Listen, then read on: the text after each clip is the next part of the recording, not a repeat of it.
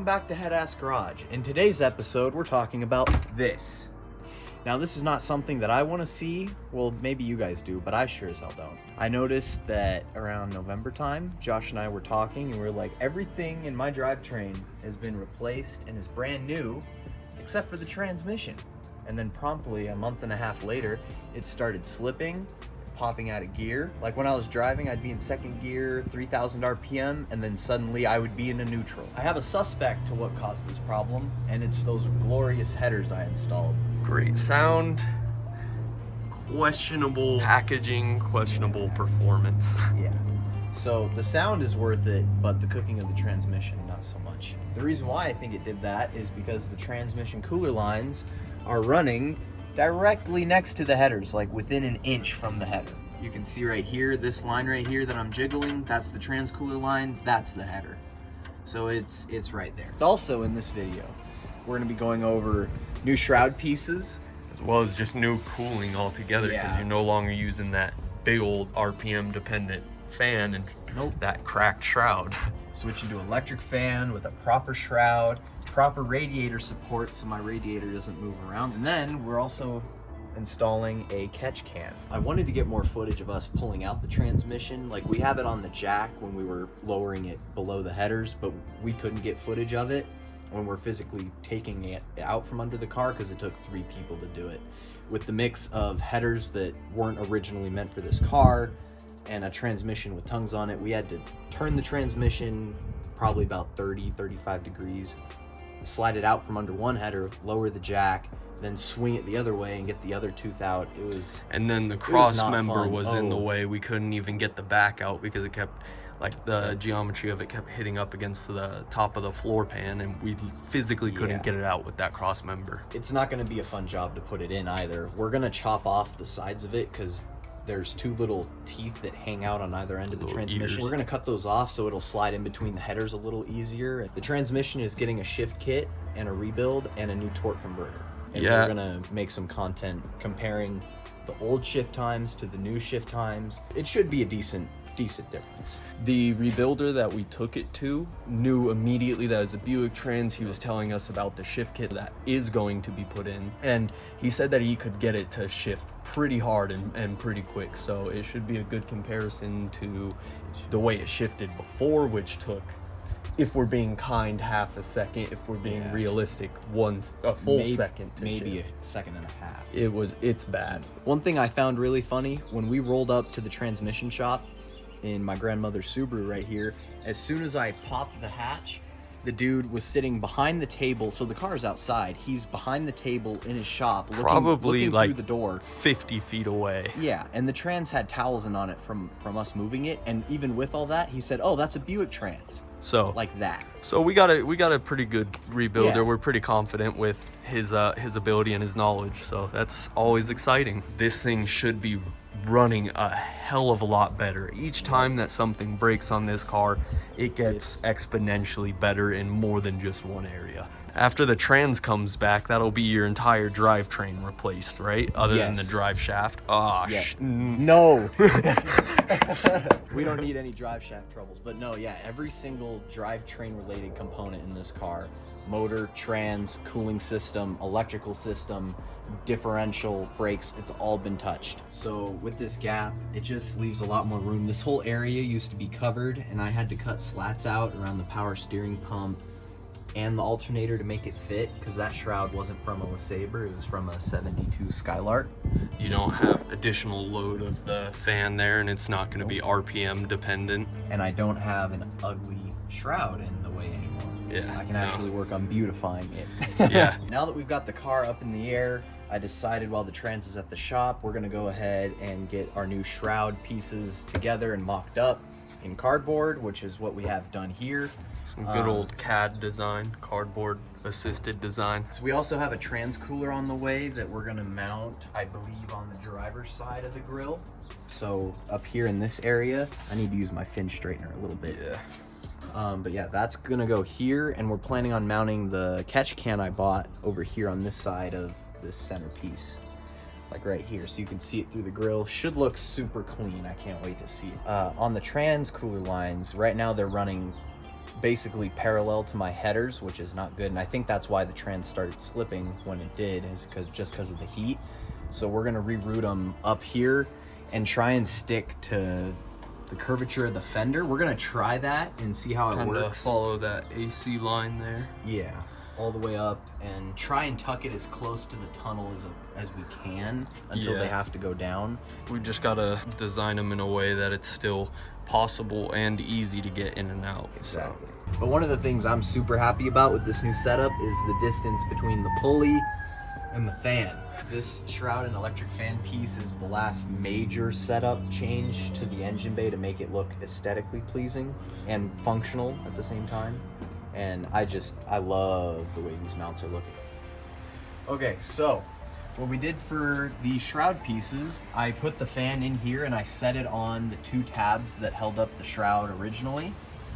And I noticed that one of them was crooked, like it would always sit on either one. So Josh and I bent those little tabs down, and then we set the electric fan in the tray that the radiator sits in, because on this car it's really, really big. I literally took a water bottle, bent it in half with air still in it, and pushed it in there, and it held it up well enough for me to measure. I measured from the bolt holes on the fan to the bolt holes on the cross member, and then I measured the distance between both of the holes on the cross member, and which both was of the holes on the fan. Yes, and to the holes on the fan. Josh came up with this wonderful idea of, instead of creating a square, having it taper off around this corner to give it a little more of an angular appearance. It's a pretty shallow angle in, probably only 15 or 20 degrees, but it just adds that extra little bit of, I don't know, aesthetic appeal, I guess, and it makes it look a little better and a little more intentional. We went to Unparalleled Customs, which is Josh's cousin's workplace, and they cut out these wonderful pieces for us to hold in the radiator and the electric fan. We are super happy with the outcome of these pieces. We did 1/8" aluminum for them, so they're not going anywhere. Yeah, that's probably a little overkill, but it's better to have it be overkill than underkill, so. Exactly. And then another thing that happened last night is we mounted the electric fan, and then we did all of the wiring for it. Not the prettiest, however, it's pretty good for what it is. So another thing we use to combat the overheating issue with this car is a transmission cooler. It's air to air, and it's a kit from Hayden that we got at Summit Racing. And Josh and I are super, super happy with the quality of this kit and the things that it comes with. We had literally no issues installing it. We didn't even have to go on YouTube to figure out how to install it. It's super simple, very straightforward, and it probably took 15 minutes to install. Like, no time at all. Just about. Granted, we still have to run the lines to the previous trans lines, which they gave us an adapter for. If you get this kit, you will need to buy another male adapter to go into the female adapter that they give you in order to adapt the existing trans lines to it. But other than that, everything you need is in the kit. Took no time to install, and it looks freaking great where it's sitting. Yes, it does. And you can see it through this grill, which I am so excited. Yeah. It just adds a little bit more character to the front end of this car. And then the next thing that we did, which we didn't get footage of because it wasn't that interesting to watch, it was more of a pain in our asses, which was rebending the existing transmission lines. So what we did is, coming out of the transmission, we bent the trans lines up, and then the header goes down and through here, and we put them above. It goes over to the fender well, which is right here, this crossover. And then from here it goes up the fender, down, and then the top one is the feed. It goes into the radiator first, goes through the radiator, it comes out of the bottom, and then it goes up around under there, that bottom line. Yep. Into the transmission cooler, it goes around the trans cooler, comes out of the top, and goes into the return. Return there. Yep. Okay, so we don't have much footage of Josh and I putting the trans in because it was just too difficult for the two of us. So I texted Caleb Gott from the S2000 video. He did our drone footage for it. He did the drone footage, and he did an awesome job. I love the guy. As soon as he came over here, the trans was in within an hour, which was great. It was so quick afterwards. Oh yeah. We had a little bit of trouble getting the torque converter in. We had to shimmy the trans back and forth a little bit because of the cross member. So now the trans is in, bolted in place, same with the torque converter. And now we're moving on to the accessories like the shifter cable, the speedometer cable, the transmission lines, the dipstick. the drive shaft, stuff like that. And then we're also installing a catch can, which I'm in love with the location that we mounted it. But I don't know if it's gonna work in that location because the top level of the catch can is lower than the breather hose on the radiator. We're gonna trial and error and see if it will work. We think right now it's probably just gonna drain the trans as soon as the pressure gets up to here, and the fluid's gonna go in here and it's not gonna come out. Yeah. So we have to figure that out. I'd love to keep it where it is, but if not, we're gonna have to move it, and it is what it is. So for Christmas in 2020, my parents bought me this Moon Eyes steering wheel. It is 13 inches in diameter compared to the stock one, which was like 16.5 inches. And I really didn't like it because it was cracked in multiple places. And whenever I'd get out of the car, because it hung down so low, I would smack my knee on it every time. And I won't smack my knee on this one anymore. And for color, I decided to go for a blue metallic, which I think really matches the rest of this interior because it's all, well, blue. And it looks really good with my new shift knob as well, so I'm super excited. The hub adapter kit that we had to get for it was super easy to install. It has like one little fitting, your horn plunger, and a couple other just brackets and retainers for it. Like, it seriously didn't take us very long. No, it took us like half an hour just to figure out where stuff went, and it went on. Horn button works and everything. So. Yep.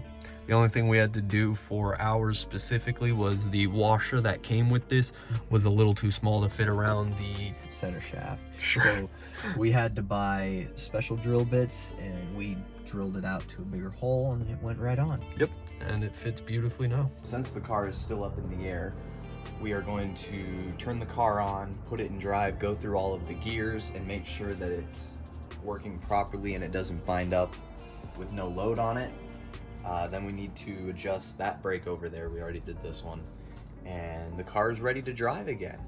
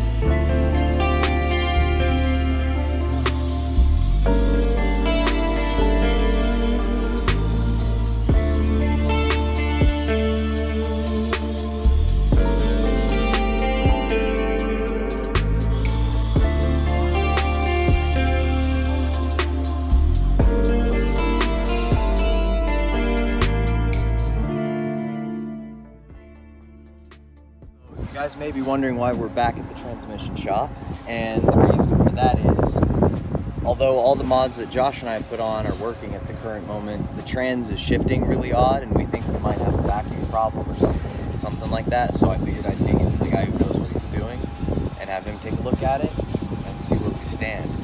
But after that, this thing should Yeah. be running perfectly. Yep, it ran great on the way here. The temp got around 205, but it stayed there. It didn't go above. That's the gist so far. So we gotta go in and figure out what the heck is wrong with this thing. Okay, so in the last clip you guys saw, we took the car to the trans shop. They don't have any spots available this week, so I'm taking it in next week on Wednesday. And once we get the transmission issue figured out, everything else is working perfectly fine. And until then, if you guys want updates on it, you can check out our Insta at Headass Garage for stuff happening in the meanwhile. There's still some things that I want to do the car aesthetically, as far as painting stuff and bed liner goes, protecting the underside of the car. You can see that there. Thank you for watching Headass Garage. More content on this thing will be coming very, very soon, and with the S2000. Thank you all for watching. Please like and subscribe. Have a great day. Peace!